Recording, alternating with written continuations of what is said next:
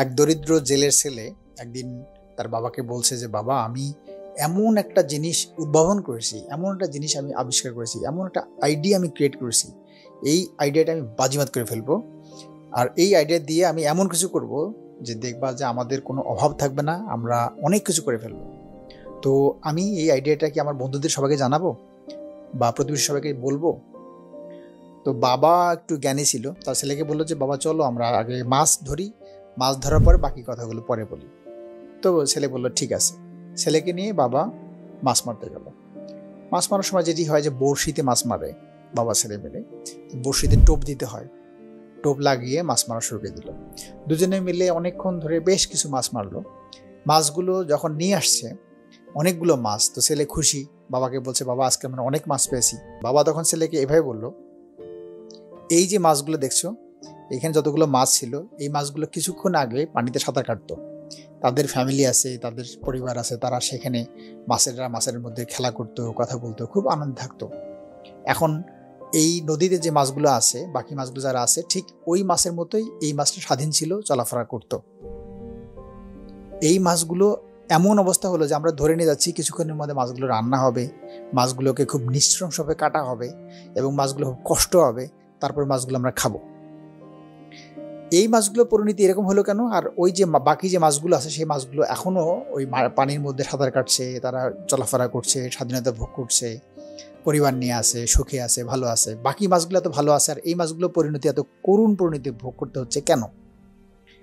তখন ছেলে বলল, কেন বাবা, এরকম কেন ভোগ করতে হচ্ছে?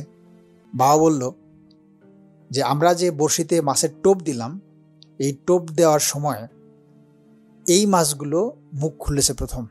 তারা প্রথম মুখ হা করার ফলে তাদের কাছে টোপটা গেছে এবং টোপটা খাওয়ার পরে তারা এই বড়শিতে ধরা পড়েছে এবং আজকে তাদের নৃশংস হবে, তাদেরকে মারা হবে, তাদেরকে কাটা হবে, তাদেরকে রান্না করা হবে, তারপরে খাওয়া হবে।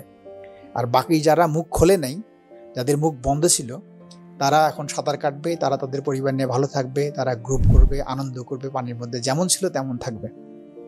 পার্থক্য হচ্ছে এই মাছগুলো মুখ খোলার কারণে তাদের এই পরিণতি, আর ওই মাছগুলো মুখ না খোলার কারণে তারা এখন কতটা স্বাধীন আছে, কত সুন্দর আছে। তো ছেলেকে উদ্দেশ্য করে বলছে বাবা যে, তুমি যে কথাটা বলছিলে যে তুমি একটা আইডিয়া পেয়েছো এবং আইডিয়াটা তুমি সবাইকে জানাতে চাও, বলতে চাও, তোমার ক্ষেত্রে ঠিক তাই। তুমি এখন মুখটা বন্ধ রেখেছো, তুমি যেটা আইডিয়া করেছো, তুমি যেটা বের করছো, তুমি সেই জিনিসটা আগে আইডিয়াটা ভালো করে তৈরি করো, আইডিয়ার থেকে তুমি এটা সফলতা আনো, আইডিয়াটা তুমি ভালো করে বাস্তবায়ন করো, সেই কাজগুলো করো। আর তার আগেই, সেগুলো করার আগেই তুমি যদি মুখ খোলো, তাহলে তোমার জন্য যেটি হবে, এই মাছগুলোর যে পরিণতি হয়েছে, যে ফিউচার অপেক্ষা করছে মাছগুলোর জন্য, তোমার ক্ষেত্রেও ঠিক একই রকম ফিউচার হতে পারে। এর কারণটা হচ্ছে যে তুমি যখন মুখ খুলবে, তখন তোমার চারপাশ জানতে পারবে তুমি কি করতে চাচ্ছ। আর চারপাশ জানা মানেই চারপাশে মানুষজন, এমন মানুষজনই থাকে বেশি যারা তোমার এই জিনিসটি মুখে হয়তো বলবে যে এই কাজটি তুমি ভালো করছো, বাহ সুন্দর হবে, কিন্তু তারা তোমার ভিতর থেকে এই কাজগুলো চায় না, তারা এই কাজগুলো তারা পছন্দ করবে না যে তুমি তাদের থেকে ভালো কিছু করো। তারা তোমার এই কাজটি করার ক্ষেত্রে নানা দিকে বাধা তৈরি করবে, তুমি বুঝতে পারবে না। আলটিমেটলি তোমার এই কোনো কাজই হবে না। তুমি যে সময় দিবে, সময়গুলো নষ্ট হবে। তুমি যে টাকা ইনভেস্ট করবে, টাকা ইনভেস্টটা নষ্ট হবে। তোমার মানসিকতা নষ্ট হবে এবং তুমি হোপলেস হয়ে যাবা, যে তোমার কোনো কিছু করার প্রতি আর পরবর্তী সময় আগ্রহী পাবে না। ঠিক এই মাছগুলো যেরকম ফিউচারে আর কোনো কিছুই নাই, তোমারও ঠিক ফিউচারে কোনো কিছুই আর থাকবেও না। জাস্ট এই মাছগুলো মুখ খোলার কারণে যে পরিণতি হয়েছে, তোমারও মুখ খোলার কারণে এরকম পরিণতি হবে। যদি ওই পরিণতি না চাও, দেখো যেই মাছগুলো এখন পানিতে সাঁতার কাটছে, ভালো আছে, মুখ না খোলার কারণে তোমাকে ঠিক মুখ না খুলে ওইরকম ভালো থাকতে হবে, ফ্রি থাকতে হবে, তুমি তোমার কাজগুলো নিভৃতে করতে হবে। তাহলে দেখবে যে তুমি সব কাজ করতে পারবে এবং তুমি সফলও হবে। সফল হওয়ার পরে তোমার যারা চারপাশে থাকে তারা সবাই এমনিতেই জানবে, তোমাকে বলার দরকার নেই, তোমার সবাই জানবে। আপাতত তোমার মুখ খোলার কোনো মানে হয় না, কোনো দরকার হয় না। ঠিক একইভাবে আমরা যখন কোনো কিছু করি, আমরা কোনো কিছু বিজনেস শুরু করি বা নতুন কিছু আইডিয়া নিয়ে কাজ করি, আমরা তখন প্রায়ই যেটা করি সেটা হচ্ছে আমাদের বন্ধুদের জানাতে চাই বা আমাদের পাড়া প্রতিবেশী, আত্মীয় স্বজন সবাইকে জানাতে চাই যে আমি এটা করতে যাচ্ছি। এই একই ভুলটি আমরাও করে ফেলি। আমরা যখন কোনো কিছু করতে চাই, তার আগেই যখন এটা সবাইকে বলে ফেলি, তখন এটি নানা দিকে সমস্যা তৈরি হয় এবং আলটিমেটলি আমরা কোনো কিছুই করতে পারি না এবং সফলও হই না।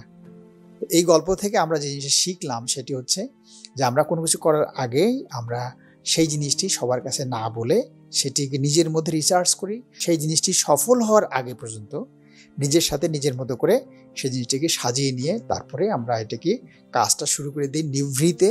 যতটা সম্ভব আমরা এটা মনে মনে রেখে, নিজের মনে রেখে সেই কাজটা যদি করি, তাহলে সেখান থেকে আমরা সর্বোচ্চ পরিমাণ আউটপুটটা পাবো।